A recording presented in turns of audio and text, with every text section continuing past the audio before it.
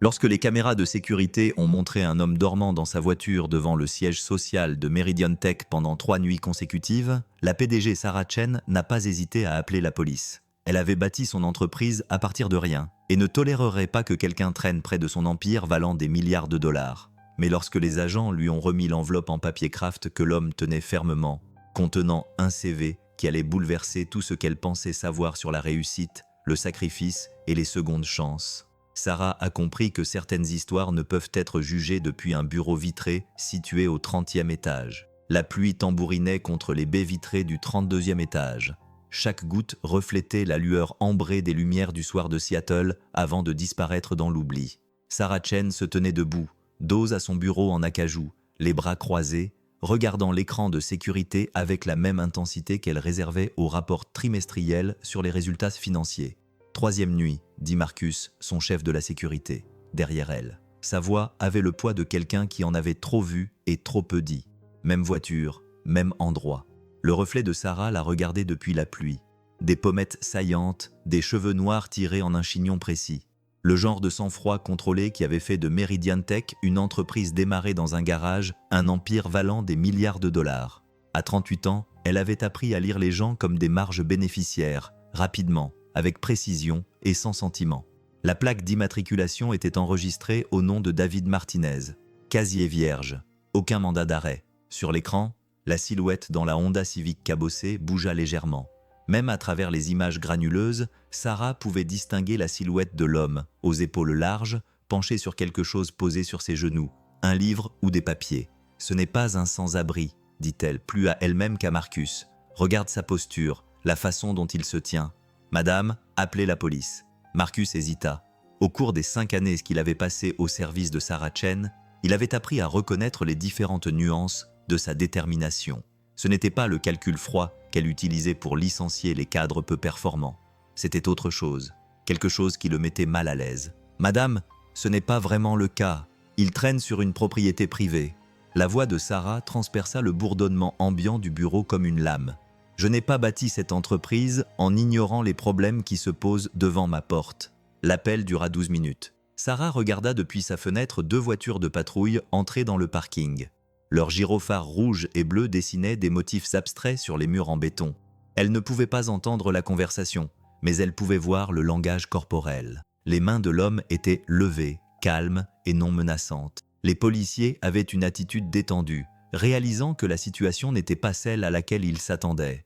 L'un des policiers revenait vers le bâtiment portant quelque chose, une enveloppe en papier craft. Chen. La voix de son assistante grésilla dans l'interphone. « L'agent Rodriguez est là pour vous voir. » Sarah lissa son blazer et retourna à son bureau. La ligne d'horizon de Seattle servait désormais de toile de fond à son autorité, plutôt que de fenêtre sur sa curiosité.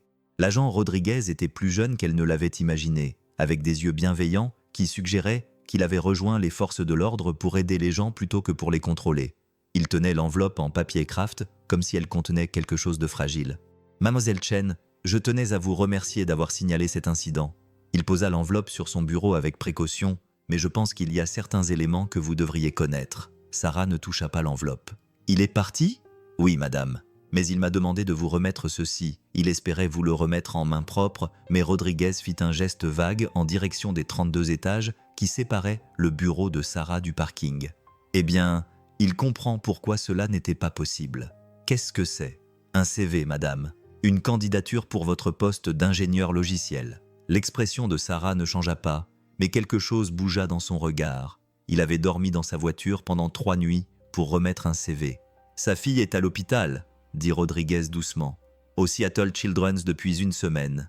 Il reste à proximité pour être là quand elle se réveillera après ses opérations, mais il n'a pas les moyens de se payer un hôtel. J'ai vu votre offre d'emploi. Je me suis dit que ça pourrait marcher. Il s'interrompit en lisant le calcul sur le visage de Sarah. Quoi qu'il en soit, il voulait que vous l'ayez. Après le départ de Rodriguez, Sarah fixa longuement l'enveloppe. Le bureau était désormais silencieux, à l'exception de la pluie et du bourdonnement lointain de la circulation 32 étages plus bas. Son assistante était rentrée chez elle depuis des heures. L'équipe de nettoyage n'arriverait pas avant minuit. Il n'y avait plus que Sarah, l'enveloppe en papier craft et le poids d'une décision qu'elle ne s'attendait pas à prendre. Elle l'ouvrit.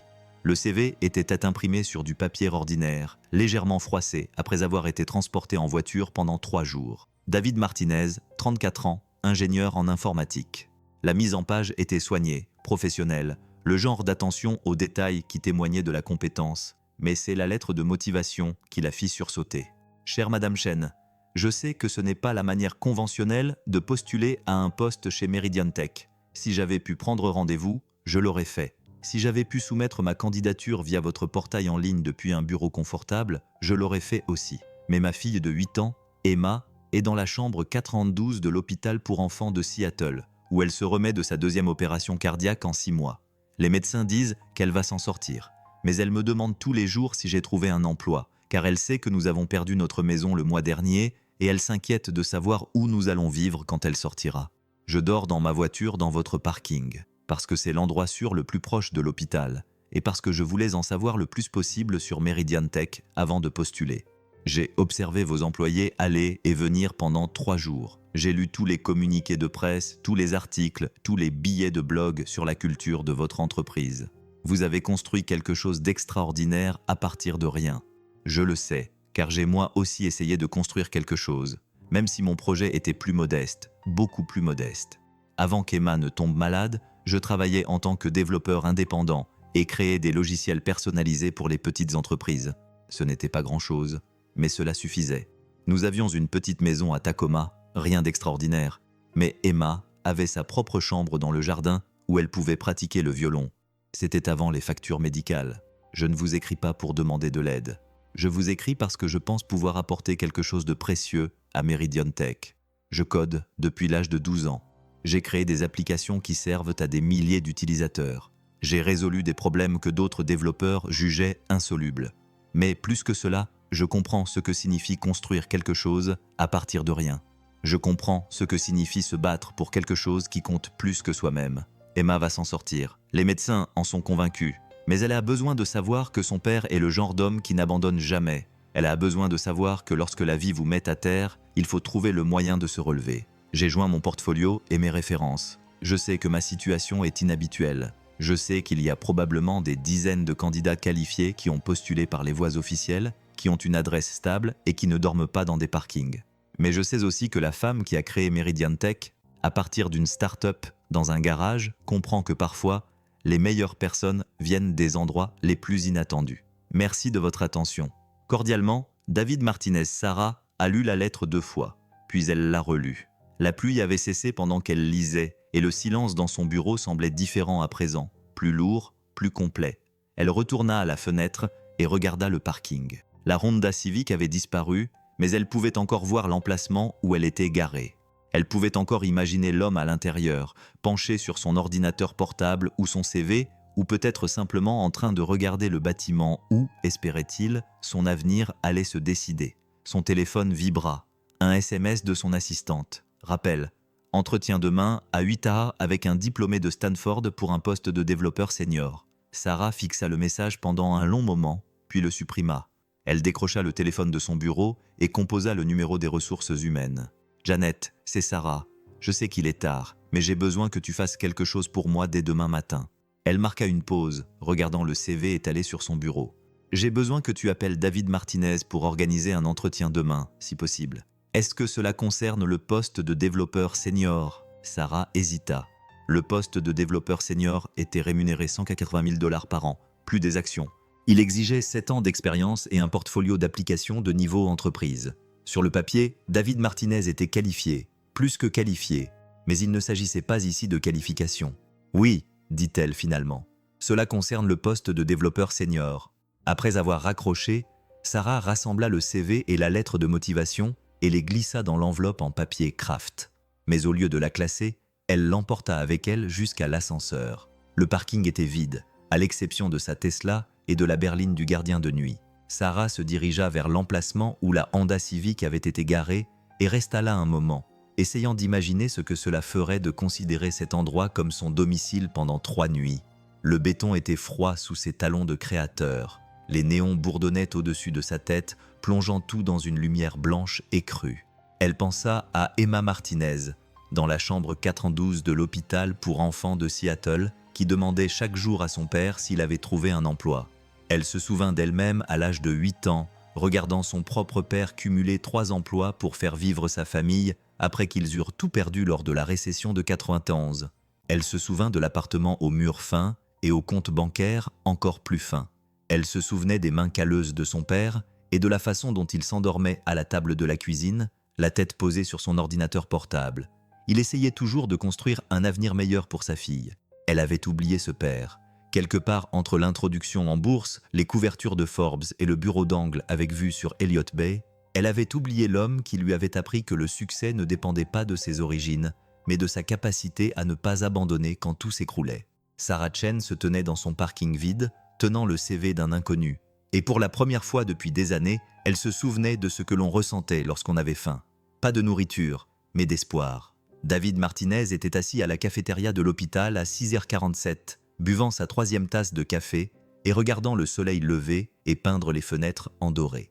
Il était éveillé depuis 36 heures d'affilée, mais le sommeil lui semblait être un luxe qu'il ne pouvait pas se permettre. Pas quand Emma pouvait se réveiller, pas quand son téléphone pouvait sonner. Le café était horrible, mais il était chaud, coûtait 50 cents et occupait ses mains pendant qu'il attendait. Son téléphone vibra. Numéro inconnu. Indicatif régional de Seattle.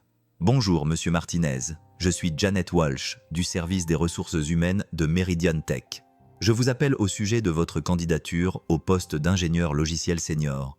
La tasse de café de David s'arrêta à mi-chemin de ses lèvres. Autour de lui, la cafétéria continuait son rythme matinal. Les infirmières prenaient leur petit déjeuner entre 2 gardes. Les médecins consultaient leur téléphone entre 2 visites. Des familles comme la sienne apprenaient à vivre entre espoir et crainte. Oui, merci de m'avoir appelé. Mademoiselle Chen aimerait vous rencontrer aujourd'hui si possible. Êtes-vous disponible à 10h ce matin? David regarda vers les ascenseurs qui menaient au service pédiatrique. Emma était stable. Les infirmières avaient promis d'appeler si quelque chose changeait. Mais partir lui donnait l'impression de s'éloigner de tout ce qui comptait. Monsieur Martinez. Oui, je suis là. 10h, ça ira. Oui, merci. Excellent. Vous avez notre adresse? David faillit éclater de rire. Oui, madame. Je sais où vous êtes. Après avoir raccroché, il resta assis dans la cafétéria pendant encore 20 minutes, fixant son reflet dans l'écran noir de son téléphone. À quand remonter la dernière fois où il avait porté autre chose que les 3 mêmes t-shirts et jeans qu'il alternait depuis des semaines? À quand remonter la dernière fois où il s'était regardé et avait vu quelqu'un qui méritait d'être embauché plutôt que quelqu'un qui s'accrochait à peine? Les toilettes pour hommes du 4e étage étaient mieux éclairées que celles du hall. David s'aspergea le visage d'eau froide et tenta de voir au-delà de la fatigue qui se lisait dans ses yeux. Il avait mis une belle chemise et une cravate dans la voiture, optimiste il y a une semaine, lorsqu'il croyait encore au plan de secours. La chemise était froissée mais propre. La cravate était la même que celle qu'il avait portée lors de la première opération d'Emma, bleu marine avec de fines rayures argentées. Sa cravate porte bonheur, disait-elle. Même si la chance semblait être un concept compliqué dans un endroit où des enfants de 8 ans avaient besoin d'une opération cardiaque. La chambre 412 était silencieuse, à l'exception du bip régulier des moniteurs et de la respiration douce d'Emma. Elle semblait plus petite que ses 8 ans, écrasée par le lit d'hôpital et les machines qui l'entouraient comme des gardiens électroniques. Mais elle avait bonne mine, meilleure qu'elle ne l'avait été depuis des mois. David s'assit sur la chaise à côté de son lit et lui prit la main. Elle était chaude, ce qui lui semblait être un miracle à chaque fois. « Salut, ma petite », murmura-t-il. « Papa doit s'absenter un petit moment, mais je serai de retour avant que tu te réveilles. D'accord? Et peut-être que j'aurai de bonnes nouvelles. » Les doigts d'Emma remuèrent légèrement dans les siens, et pendant un instant, David crut qu'elle allait ouvrir les yeux, mais elle resta immobile, respirant régulièrement, lui faisant confiance pour prendre les bonnes décisions pendant qu'elle menait son propre combat. Il embrassa son front et partit avant de pouvoir changer d'avis. Le bâtiment Meridian Tech avait un aspect différent à la lumière du jour, plus haut, plus imposant. David avait passé 3 nuits à regarder sa façade en verre, mais maintenant, il allait franchir les portes d'entrée comme s'il était chez lui. Le hall d'entrée était exactement comme il l'avait imaginé. Du marbre poli, des plafonds vertigineux, le genre de richesse discrète qui s'affiche avec sobriété. Le poste de sécurité était occupé par un gardien différent de celui qui avait vu la police l'escorter 12 heures plus tôt. « David Martinez », dit-il à la réceptionniste, une jeune femme aux cheveux violets et au sourire sincère qui suggérait que Meridian Tech se souciait réellement de l'adéquation culturelle. « J'ai rendez-vous à 10 heures avec Mademoiselle Chen. Parfait, je vais l'appeler. Elle parla dans son casque avec l'aisance et l'efficacité de quelqu'un dont le métier est de mettre les visiteurs à l'aise. Janet va descendre vous chercher. David s'assit dans l'un des fauteuils en cuir du hall et s'efforça de ne pas calculer combien il avait coûté. Tout dans cet espace témoignait d'un succès si complet qu'il était devenu invisible pour les personnes qui y travaillaient. Le café dans la zone d'accueil provenait d'une machine qui coûtait probablement plus cher que sa voiture. Les magazines sur les tables étaient dressants. Monsieur Martinez Janet Walsh était exactement comme David l'avait imaginé d'après sa voix, professionnelle et aimable. Le genre de directrice des ressources humaines qui avait appris à voir le potentiel des gens plutôt que leur simple qualification. Elle avait peut-être 50 ans, des cheveux argentés et la poignée de main assurée de quelqu'un qui avait passé des décennies à rendre les conversations difficiles plus faciles à gérer. « Merci d'être venu si rapidement », dit-elle alors qu'il se dirigeait vers les ascenseurs. « Je dois dire que votre candidature m'a vraiment impressionné. » L'ascenseur était silencieux, à l'exception du léger bourdonnement des machines et des battements du cœur de David.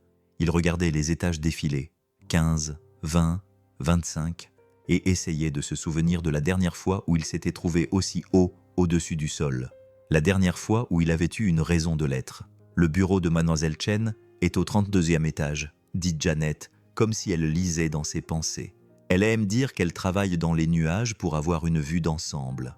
Les portes de l'ascenseur s'ouvrirent sur une réception aux lignes épurées et baignées de lumière naturelle. Les baies vitrées offraient une vue sur Seattle qui donnait à la ville l'apparence d'une maquette soigneusement agencée. David pouvait voir Elliott Bay au loin, des paillettes scintillant comme des jouets sur l'eau qui brillaient au soleil matinal. « Elle peut vous recevoir maintenant », dit Janet en désignant une paire de portes en acajou. Le bureau de Sarah Chen était plus petit que David ne l'avait imaginé, mais plus impressionnant. Non pas en raison de sa taille, mais de sa sobriété. Le mobilier était coûteux, mais sans ostentation. Les œuvres d'art accrochées au mur étaient originales, mais sans être envahissantes. Tout dans cet espace suggérait un pouvoir qui n'avait pas besoin de s'afficher. Sarah Chen se tenait derrière son bureau, penchée sur une tablette. Elle était plus petite qu'il ne l'avait imaginé, mais il y avait quelque chose dans sa posture qui remplissait la pièce. Le genre de présence qui vient de prendre des décisions qui affectent des milliers de personnes. Monsieur Martinez. Elle leva les yeux et David fut surpris par son regard. Il s'attendait à de la froideur, au regard calculateur de quelqu'un qui avait bâti un empire. Au lieu de cela, il vit de l'intelligence, certes, mais aussi quelque chose qui ressemblait presque à de la curiosité. « Asseyez-vous, je vous prie. » David s'assit sur la chaise en face de son bureau et essaya de ne pas remarquer que son CV était étalé sur la surface en acajou entre eux. Ses mots, son histoire, son désespoir étaient exposés à l'examen. « J'ai lu votre lettre de motivation », dit Sarah en s'installant dans son fauteuil. « Parlez-moi d'Emma. » Ce n'était pas la question à laquelle David s'attendait. Il s'était préparé à des discussions techniques, à des défis de codage, à des questions sur son expérience des systèmes d'entreprise. Il ne s'était pas préparé à parler de sa fille. « Elle a 8 ans, dit-il prudemment. Elle est née avec une malformation cardiaque congénitale. Nous savions depuis qu'elle était bébé qu'elle aurait besoin d'une opération à un moment donné. Mais l'année dernière, cela est devenu urgent. Quel type de malformation ? Une communication interventriculaire, un trou dans la paroi entre les cavités de son cœur. Il s'est agrandi, ce qui oblige son cœur à travailler plus fort. David s'est rendu compte qu'il expliquait cela de la même manière que les médecins le lui avaient expliqué, en utilisant des termes cliniques pour rendre une situation impossible plus acceptable. Elle a subi 2 opérations au cours des 6 derniers mois. La dernière visait à réparer certaines complications liées à la première. Sarah a hoché la tête, et David aperçut dans son expression quelque chose qui l'a surpris. Ce n'était pas de la pitié qu'il avait appris à reconnaître et à détester. C'était autre chose.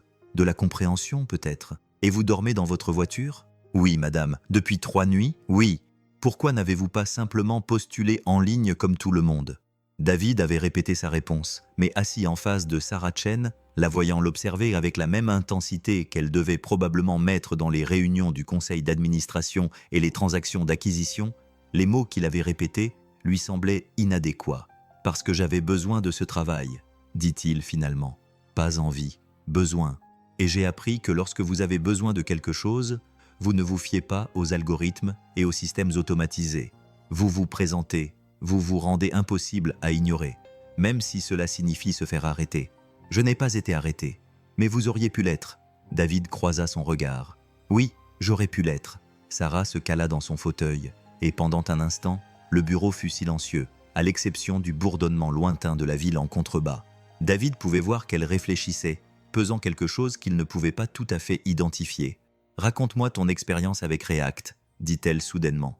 Pendant les 40 minutes qui suivirent, ils parlèrent de code. Pas des grandes lignes du développement logiciel, mais du projet spécifique que David avait construit. Un système de gestion de la clientèle pour une chaîne de garage automobile.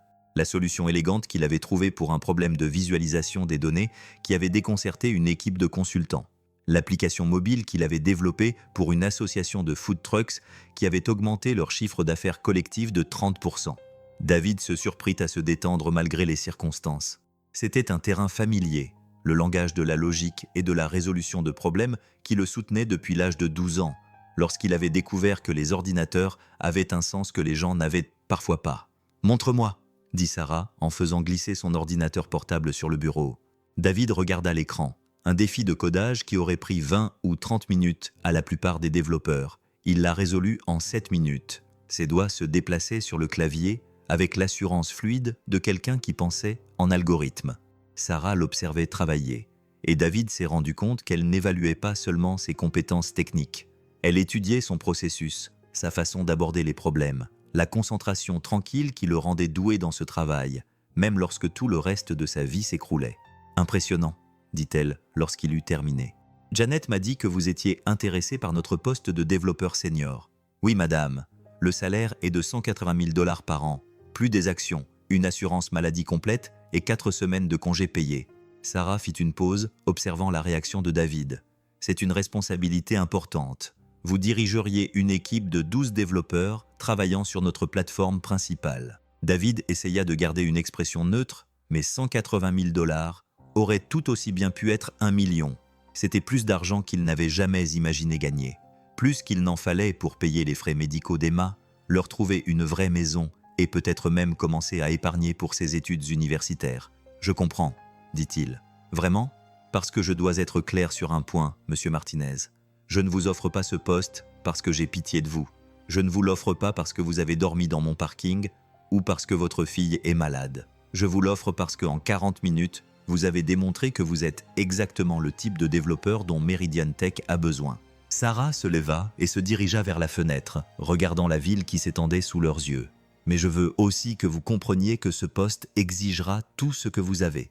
Des semaines de 60 heures, des problèmes parfois complexes qui n'ont pas de solution évidente, le genre de pression qui brise les gens qui ne sont pas prêts à y faire face. » David pensa à Emma allongée dans son lit d'hôpital, lui faisant confiance pour construire un avenir meilleur pour eux deux. « Je suis prêt, » dit-il. Sarah se retourna vers lui et David vit dans son expression quelque chose qu'il ne parvint pas tout à fait à déchiffrer. De l'approbation, peut-être, ou de la reconnaissance. « Une dernière question, » dit-elle. « Pourquoi le logiciel ? Pourquoi cette carrière ?» C'était le genre de question qui pouvait avoir des dizaines de réponses. Mais assis dans le bureau de Sarah Chen, regardant la femme qui avait bâti un empire à partir de rien, David se surprit à dire la vérité. « Parce que le code ne ment pas, » répondit-il. « Soit il fonctionne, soit il ne fonctionne pas. Et quand il ne fonctionne pas, il y a toujours une raison, toujours une solution.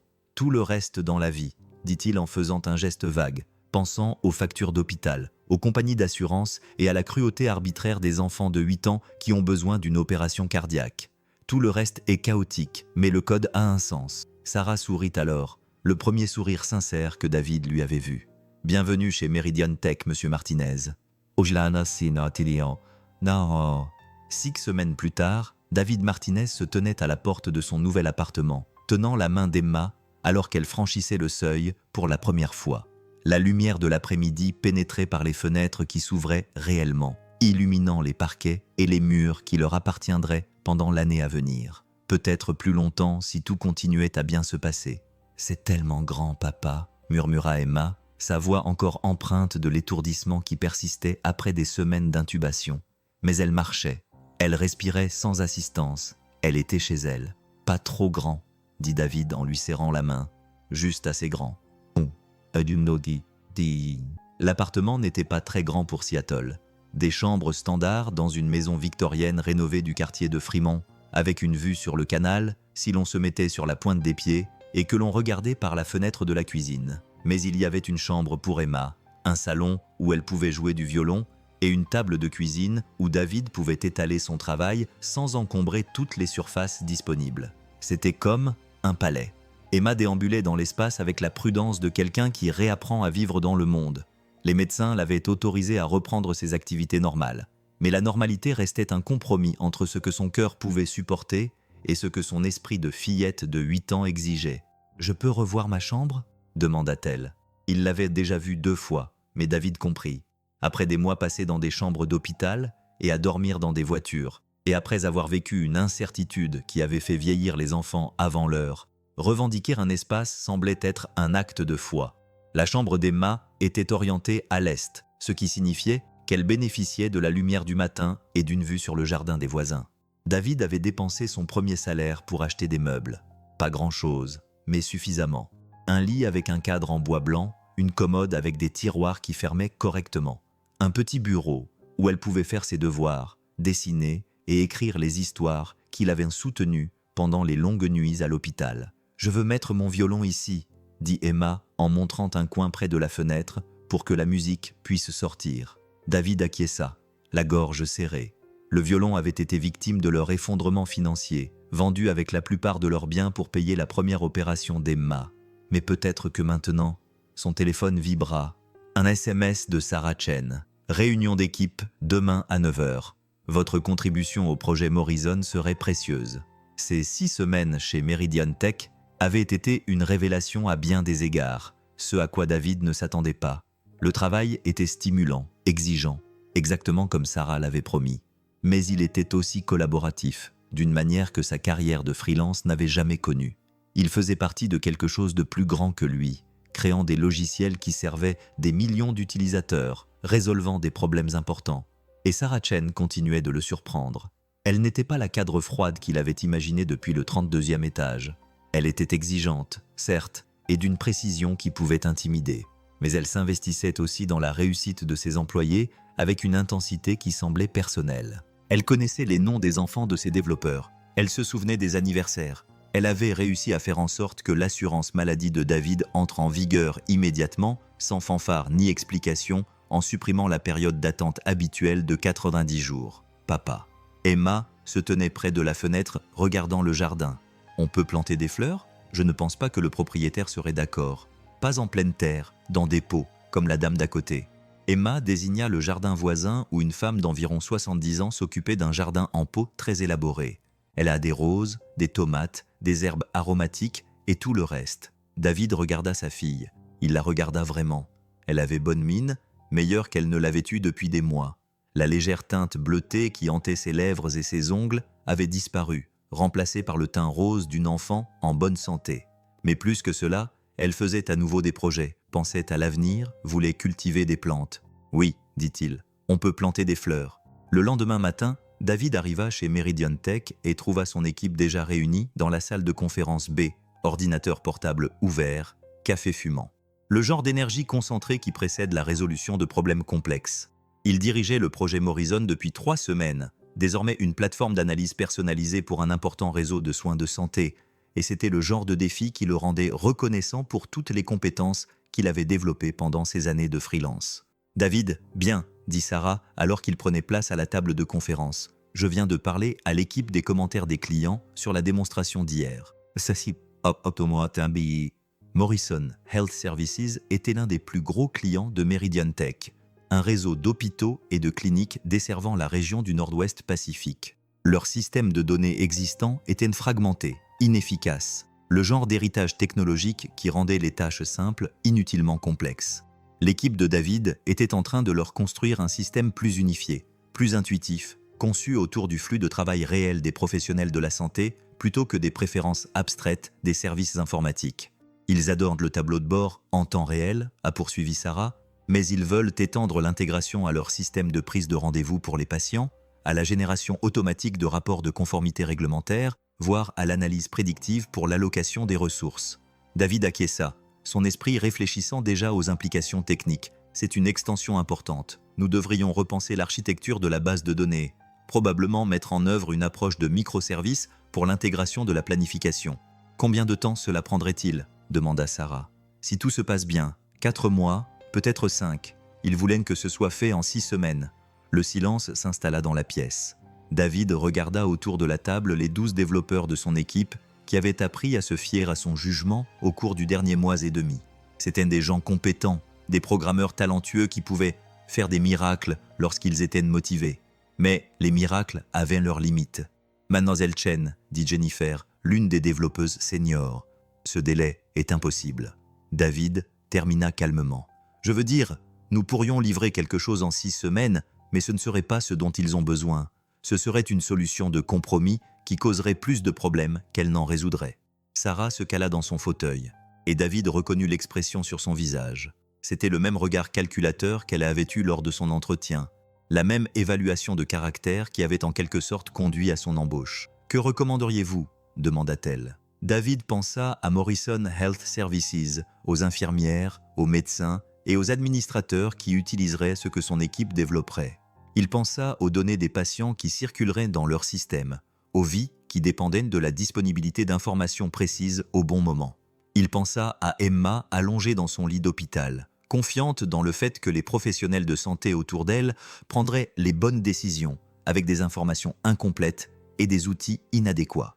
« Je recommanderais de leur dire la vérité », répondit David. « Qu'un bon logiciel prend du temps, que précipiter la mise en place de systèmes complexes entraîne des failles de sécurité et des problèmes d'intégrité des données, ainsi que des défaillances qui peuvent nuire aux gens qu'ils ont engagés Meridian Tech parce que nous créons des solutions qui fonctionnent, et non parce que nous faisons des promesses impossibles à tenir. » La salle de conférence resta silencieuse pendant un long moment. David sentait que son équipe le regardait, se demandant s'il venait de se mettre lui-même à l'écart. Sarah Chen avait la réputation d'exiger des résultats, et les clients comme Morrison Health Services n'étaient pas connus pour leur patience, mais Sarah souriait. « C'est exactement ce que j'espérais que vous diriez. » Elle a dit. « Jennifer, pouvez-vous organiser un appel avec le directeur technique de Morrison pour cet après-midi ?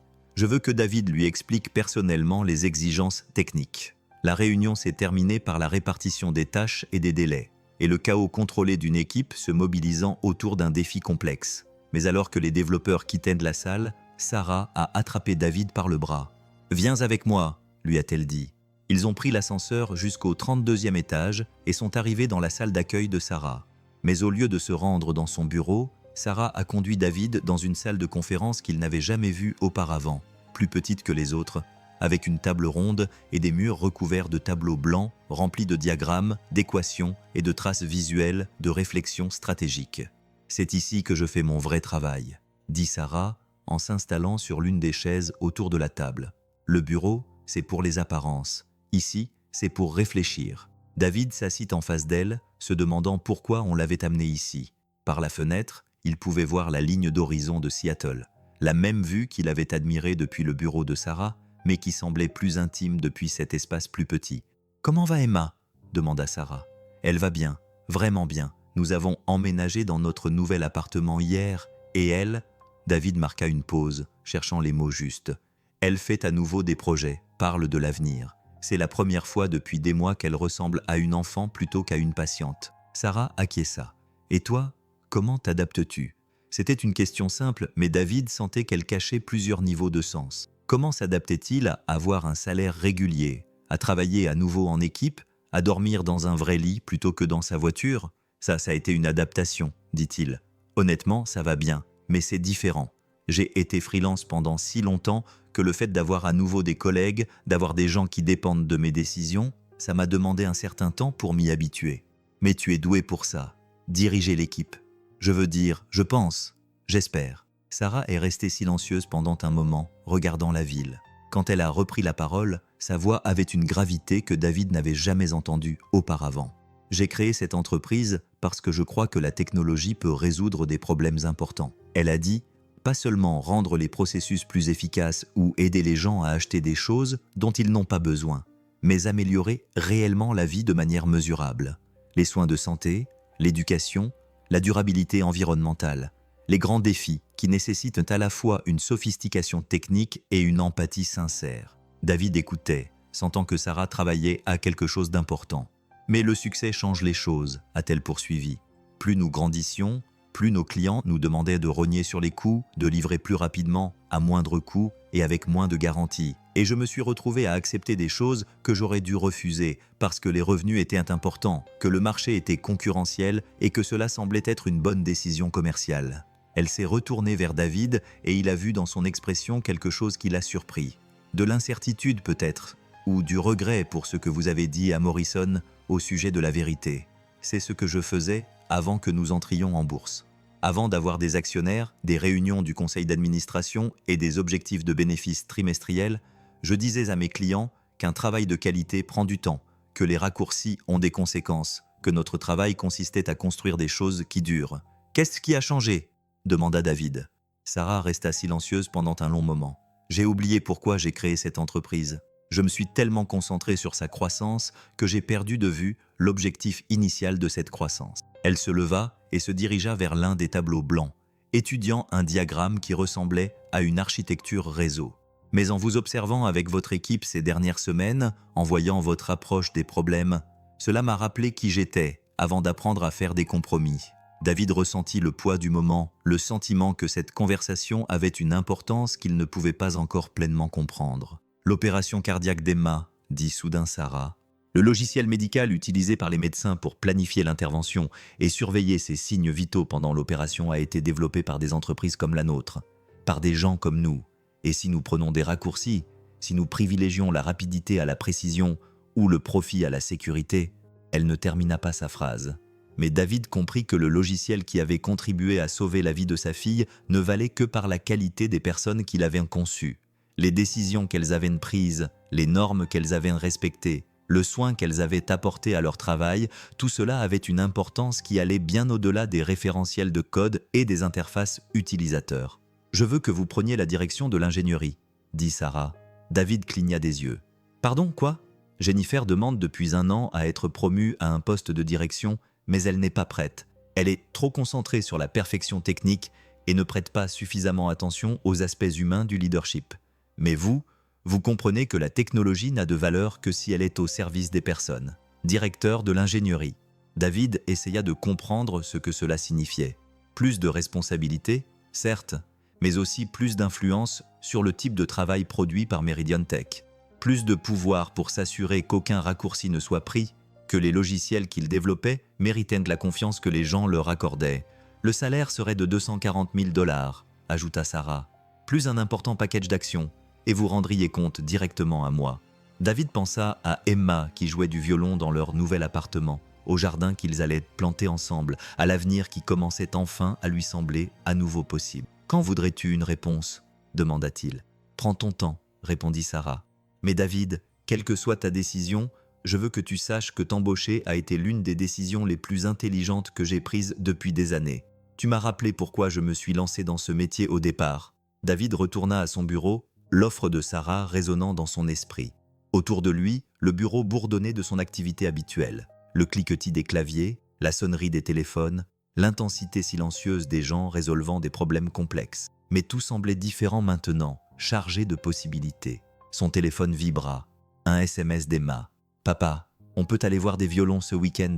Le magasin de musique en loue. » David sourit et répondit. « Oui, on peut faire ça. » Pour la première fois depuis très longtemps, l'avenir lui semblait être quelque chose qu'il pouvait construire plutôt que quelque chose qu'il devait survivre. 3 mois après l'entrée en fonction de David en tant que directeur de l'ingénierie, la crise survint un mardi matin sous la forme d'un appel client de routine. Le directeur technique de Morrison Health Services, Ladrey Vance, apparut sur l'écran de la salle de conférence avec une urgence contrôlée qui suggérait que la journée de quelqu'un était sur le point de se détériorer considérablement. Derrière elle, David pouvait voir le chaos familier d'un service informatique hospitalier sous pression.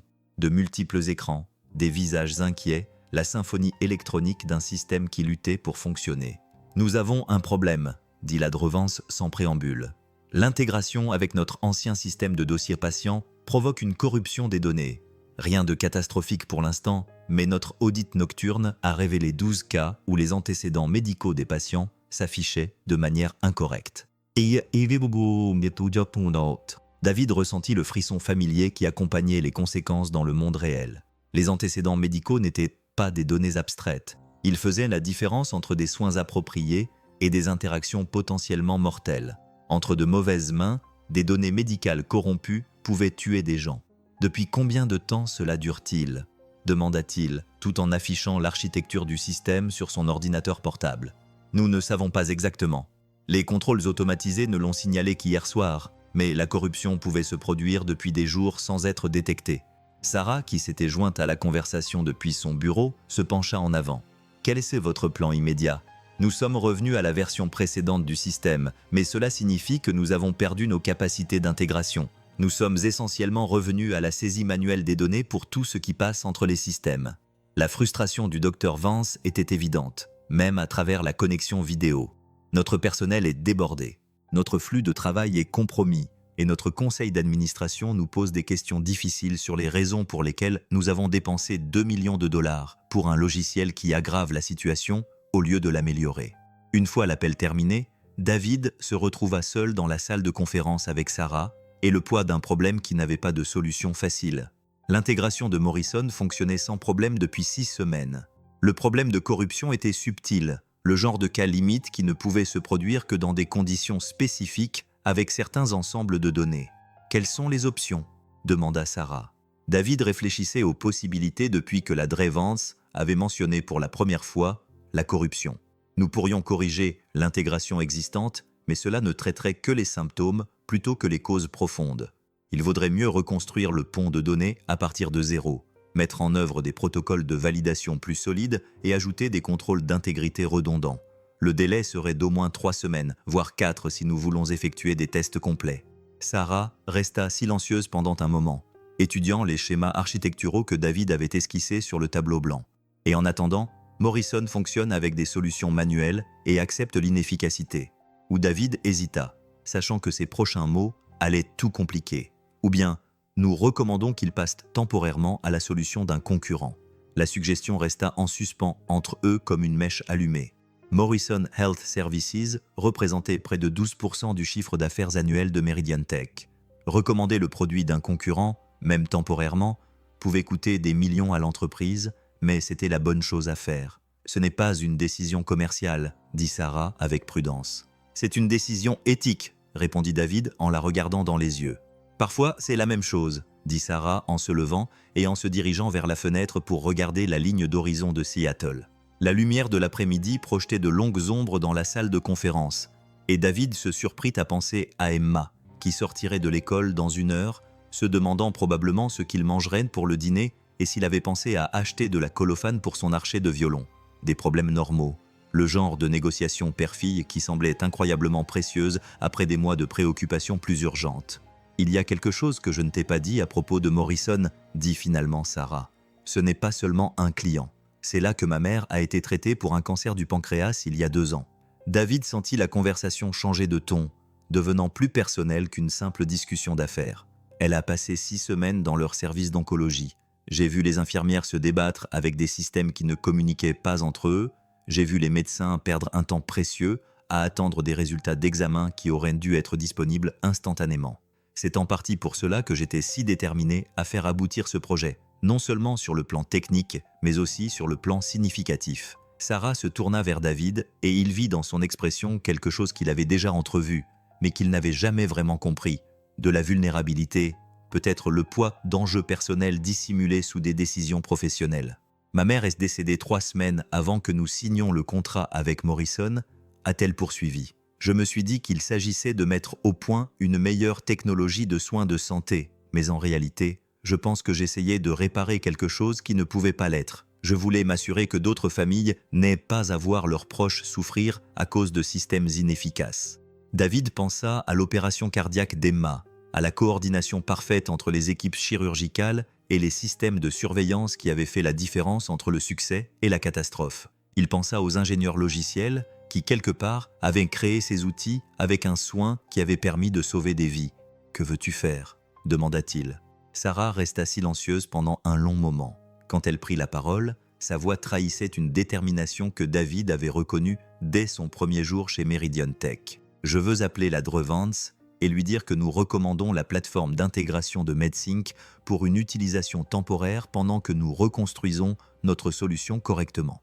Je veux autoriser un examen technique complet de notre processus de développement afin d'identifier comment nous avons manqué ce problème et je veux établir de nouveaux protocoles qui privilégient l'intégrité des données plutôt que les délais de livraison. » David acquiesça. Ce sera une décision coûteuse, mais moins coûteuse que l'alternative. L'appel au Dr Vance fut difficile, mais pas autant que David l'avait prévu. Son soulagement d'avoir une voie claire à suivre l'emporta sur sa frustration face à la situation.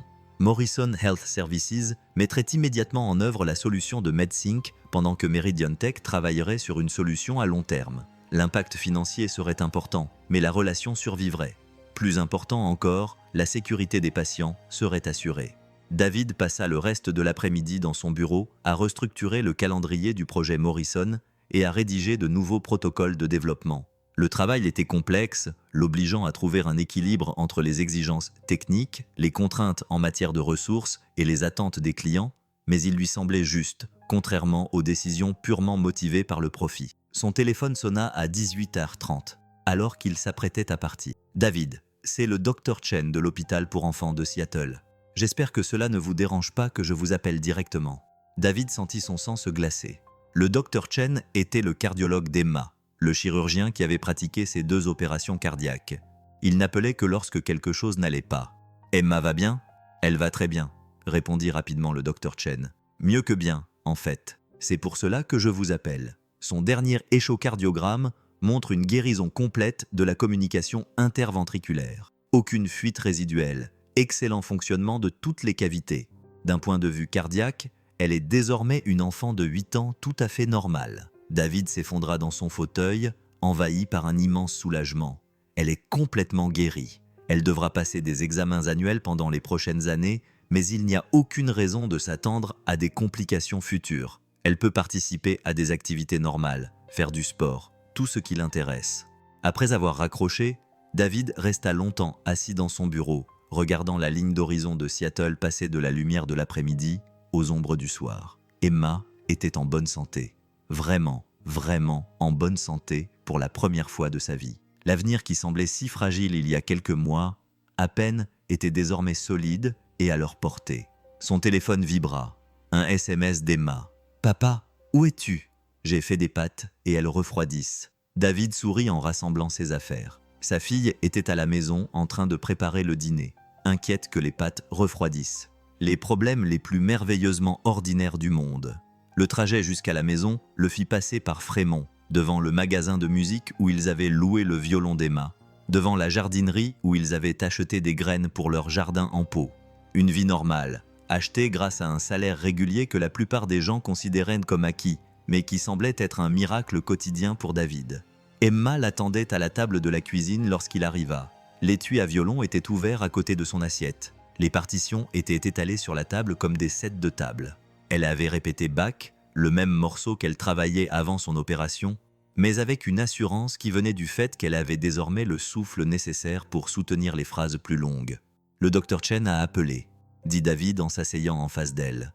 Emma leva les yeux de ses pattes et David vit dans son expression quelque chose qu'il attendait depuis des mois.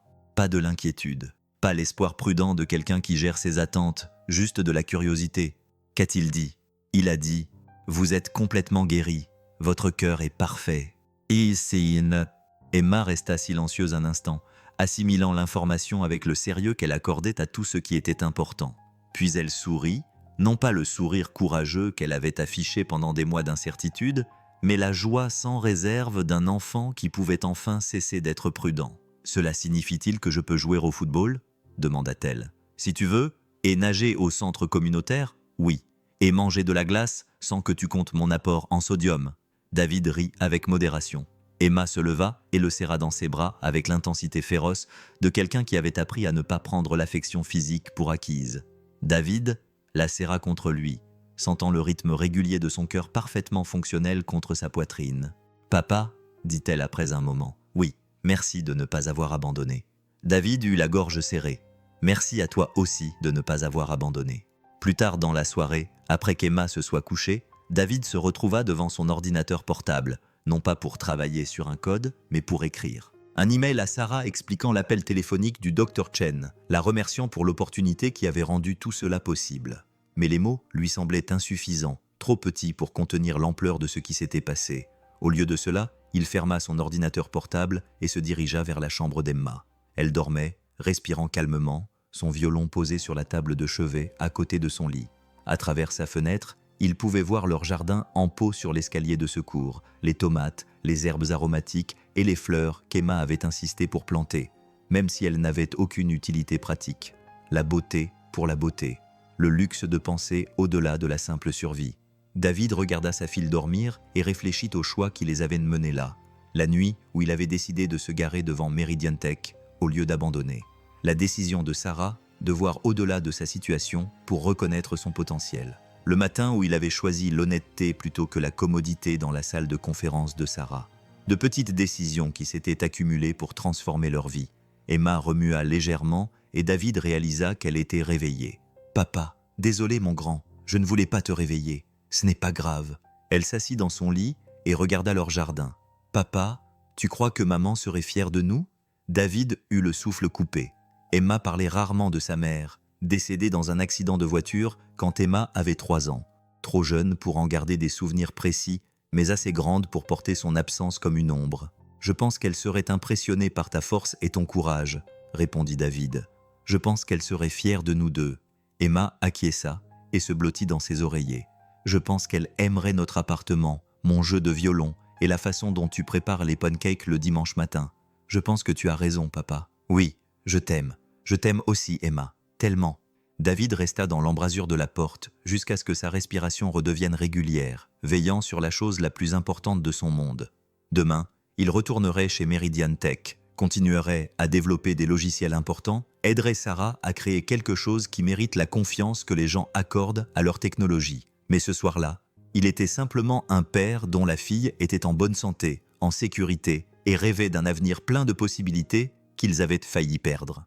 1 an plus tard, David Martinez se tenait dans le même parking où l'agent Rodriguez l'avait trouvé endormi dans sa voiture. Mais il portait désormais un costume sur mesure et affichait une assurance qui venait du fait qu'il savait exactement où était sa place. Le parking des employés de Meridian Tech avait désormais des places attribuées et sa plaque indiquait « David Martinez, vice-président de l'ingénierie ». Une promotion qui l'avait moins surpris que la raison invoquée par Sarah pour la justifier. « Tu comprends que la technologie est au service des gens et non l'inverse », lui avait-elle dit 6 mois auparavant. « C'est plus rare que tu ne le penses, surtout à notre niveau. » Mais ce soir-là était différent. Ce soir-là avait lieu le dîner annuel de remerciement des employés, organisé dans le hall rénové du bâtiment. Et pour la première fois depuis qu'il avait rejoint Meridian Tech, David avait invité Emma. Elle se tenait à ses côtés, vêtue d'une robe bleu marine et arborant la broche en forme de violon qu'il lui avait offerte à Noël, observant l'espace transformé avec l'attention particulière qu'elle accordait aux nouveaux environnements. Le hall avait été converti en une élégante salle à manger avec des tables rondes, un quatuor à cordes et le luxe discret qui caractérisait tout ce que Sarah Chen touchait. « C'est elle ?» murmura Emma en désignant du menton la table d'accueil où Sarah saluait les employés et leurs familles. « C'est elle. Elle est plus petite que je ne l'imaginais. » David sourit. « C'est ce que j'ai pensé aussi. La première fois que je l'ai rencontrée. » Emma posait des questions sur Sarah Chen depuis des mois. La femme qui avait donné à David le travail qui avait changé leur vie, qui avait réussi à faire prendre en charge les frais médicaux d'Emma par le régime de santé des cadres de l'entreprise, qui avait envoyé des fleurs à l'hôpital et une note manuscrite après la dernière opération d'Emma. « Je peux la rencontrer ?» Bien sûr. Ils traversèrent le hall, passant devant les tables où étaient assis les collègues de David et leurs familles. L'équipe d'ingénieurs s'était considérablement agrandie au cours de l'année écoulée, et David reconnut les visages des personnes qu'il avait embauchées. Les problèmes qu'il avait résolus, les projets qui avaient commencé comme des exigences abstraites et avaient évolué vers des logiciels qui amélioraient réellement la vie des gens. David. Le visage de Sarah s'illumina lorsqu'ils s'approchèrent. Elle portait une simple robe noire et affichait la même expression de chaleur sincère qu'il avait surpris lors de ses premières semaines dans l'entreprise. « Et vous devez être Emma. J'ai beaucoup entendu parler de vous. » Emma s'avança avec l'assurance prudente de quelqu'un qui avait appris très tôt à naviguer dans les conversations d'adultes. « Mademoiselle Chen, merci d'avoir donné un emploi à mon père et de l'avoir aidé pour mon opération cardiaque. Papa dit que je ne serais pas là sans vous. » L'expression de Sarah changea de manière presque imperceptible, le sourire professionnel habituel laissant place à quelque chose de plus authentique. Elle s'accroupit pour se mettre à la hauteur des yeux d'Emma Un geste que David reconnut comme caractéristique de Sarah Chen, qui prêtait attention aux gens. Elle leur prêtait vraiment attention, quel que soit leur âge ou leur position. Emma, ton père est l'une des personnes les plus talentueuses avec lesquelles j'ai jamais travaillé. Nous avons de la chance de l'avoir, mais plus que cela, c'est un homme bon qui t'aime beaucoup. Ce n'est pas quelque chose que l'on peut acheter. Emma acquiesça sérieusement. C'est le meilleur papa du monde. Je le vois bien. Au fur et à mesure que la soirée avançait, David se retrouva à suivre un rythme familier, discutant avec son équipe des projets à venir, discutant avec d'autres chefs de service de l'allocation des ressources, profitant de la dynamique confortable d'un lieu de travail qui était devenu plus qu'un simple emploi. Mais il observait aussi Emma, voyant Meridian Tech à travers ses yeux.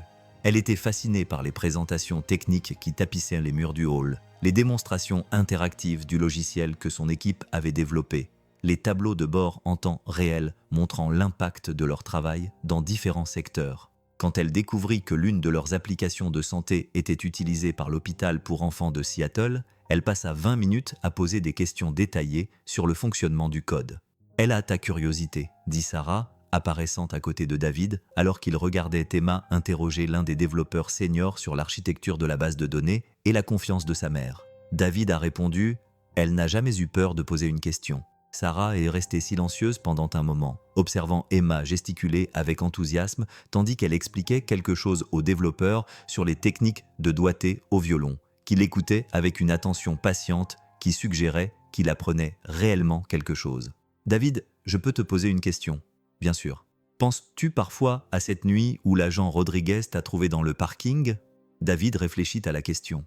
Cette nuit-là lui semblait à la fois proche et lointaine. Le désespoir, l'épuisement, cette impression que l'espoir était quelque chose qu'il ne pouvait pas se permettre mais qu'il ne pouvait pas abandonner. « Tous les jours, » répondit-il honnêtement. « Pas de manière traumatisante, mais il est difficile d'oublier ce que l'on ressent quand on touche le fond. Cela permet de garder les choses en perspective. »« J'y pense aussi, » dit Sarah. « Pas seulement à cause de ce qui s'est passé après, mais à cause de ce que j'ai failli manquer. J'ai passé 3 jours à vous observer sur les caméras de sécurité, à faire des suppositions sur qui vous étiez et ce que vous vouliez. J'ai failli vous faire arrêter avant de prendre la peine de connaître votre histoire. » David la regarda, surpris par cet aveu. Cela m'a fait réaliser combien d'autres David Martinez j'avais peut-être manqué au fil des ans. Combien de personnes ayant du potentiel j'avais écarté parce que leur situation ne correspondait pas à mes attentes. De l'autre côté de la pièce, Emma montrait maintenant la bonne posture à adopter pour jouer du violon à un groupe d'adultes qui étaient clairement charmés par ses instructions sérieuses. David ressentit la fierté familière qui l'envahissait lorsqu'il voyait sa fille évoluer dans le monde avec grâce et intelligence. « Nous avons apporté quelques changements à cause de cela, » continua Sarah. « Des évaluations anonymes des CV, des évaluations basées sur les compétences avant la vérification des diplômes, des partenariats avec des organisations qui aident les personnes en situation difficile. Ce n'est pas suffisant, mais c'est un début. » David acquiesça. « C'est bien, vraiment bien, ton influence, » dit simplement Sarah. Le rappel que le talent ne se présente pas toujours sous une forme traditionnelle. Le dîner était élégant mais sans prétention. Le genre de repas qui reconnaissait l'importance de l'occasion sans la submerger par l'excès. David se retrouva assis entre Emma et Jennifer, qui avait effectivement été promue à la direction et était devenue l'une de ses collaboratrices les plus fidèles. Alors que les serveurs débarrassaient le plat principal, Sarah se leva pour s'adresser à l'assemblée. La conversation s'estompa progressivement, l'attention se concentrant sur la femme qui avait fait de Meridian Tech, à partir d'une simple idée, une entreprise qui employait désormais plus de 400 personnes. « Il y a 1 an, » commença Sarah, « je pensais comprendre ce qu'était le succès, la croissance du chiffre d'affaires, la part de marché, la reconnaissance des publications spécialisées.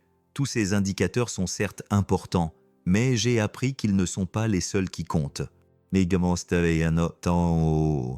fit une pause, balaya la salle du regard, s'attarda brièvement sur David et Emma avant de poursuivre. « Cette année, notre logiciel de santé a contribué à réduire de 15% le taux de réadmission des patients dans nos hôpitaux partenaires. Notre plateforme éducative a amélioré les résultats scolaires de plus d'1 demi-million d'élèves. Nos systèmes de surveillance environnementale ont identifié et empêché 3 catastrophes écologiques potentielles. » Des applaudissements ont retenti dans la salle, mais Sarah a levé la main pour demander le silence. Ces chiffres représentent des vies réelles, des familles réelles, des communautés réelles qui se portent mieux grâce au travail que vous accomplissez ici chaque jour. C'est cela, le véritable succès. Il ne s'agit pas seulement de créer une technologie formidable, mais de créer une technologie qui sert un objectif plus important que le profit. David a senti la main d'Emma se glisser sous la table et la serrer doucement. Mais peut-être plus important encore, Sarah a poursuivi. Nous avons appris que prendre soin les uns des autres n'est pas seulement une bonne pratique commerciale. C'est le fondement de tout ce que nous espérons accomplir. Lorsque nous soutenons nos collaborateurs dans les moments difficiles, lorsque nous créons un espace permettant aux talents d'émerger de manière inattendue, lorsque nous nous souvenons que derrière chaque ligne de code se cache un être humain avec des espoirs, des craintes et des responsabilités qui dépassent largement le cadre de ce bureau. Elle regarda David droit dans les yeux, et il vit dans son expression quelque chose qui le ramena à leur conversation dans la petite salle de conférence lorsqu'elle lui avait proposé le poste de directeur et lui avait parlé de se souvenir pourquoi elle avait créé l'entreprise. Lorsque nous faisons cela, nous ne nous contentons pas de créer de meilleurs logiciels. Nous construisons un monde meilleur. Les applaudissements furent cette fois-ci soutenus, sincères, le genre de réaction qui venait de personnes qui se sentaient considérées et valorisées plutôt que simplement employées. À la fin de la soirée, David se retrouva sur la terrasse d'observation du bâtiment avec Emma et Sarah, contemplant la ligne d'horizon de Seattle. La ville s'étendait devant eux comme un circuit imprimé. Des millions de lumières représentant des millions de vies, chacune d'entre elles racontant une histoire de rêve, de lutte et d'héroïsme discret dans la persévérance quotidienne. « Papa, dit Emma, je peux poser une question à Mademoiselle Chen ? » « Bien sûr, ma chérie. » Emma se tourna vers Sarah avec l'expression sérieuse qu'elle arborait lorsqu'elle posait des questions importantes. « Madame Chen, pourquoi avez-vous décidé d'aider mon père même après avoir appelé la police ?» Sarah resta silencieuse un instant, réfléchissant à la question avec le même sérieux qu'Emma avait mis à la poser. « Parce que j'ai réalisé que j'avais oublié quelque chose d'important à mon sujet, » dit-elle finalement. « À propos de ce que signifie prendre des risques avec les gens, voir leur potentiel plutôt que seulement leurs problèmes. Ton père m'a rappelé qui j'étais avant d'apprendre à jouer la carte de la sécurité. » Emma acquiesça comme si cela lui semblait tout à fait logique. « Et maintenant, tu t'en souviens. Maintenant, je m'en souviens. »« Tant mieux, » dit Emma avec la certitude d'une enfant de 8 ans, parce que mon père dit que les meilleurs leaders sont ceux qui aident les autres à devenir des leaders eux aussi. Sarah sourit en jetant un coup d'œil à David. « Ton père est très sage, je sais, » dit Emma d'un ton neutre. « Il m'apprend aussi à coder. Je vais créer une application qui aidera les enfants hospitalisés à avoir moins peur. » David sentit son cœur se serrer d'amour et de fierté.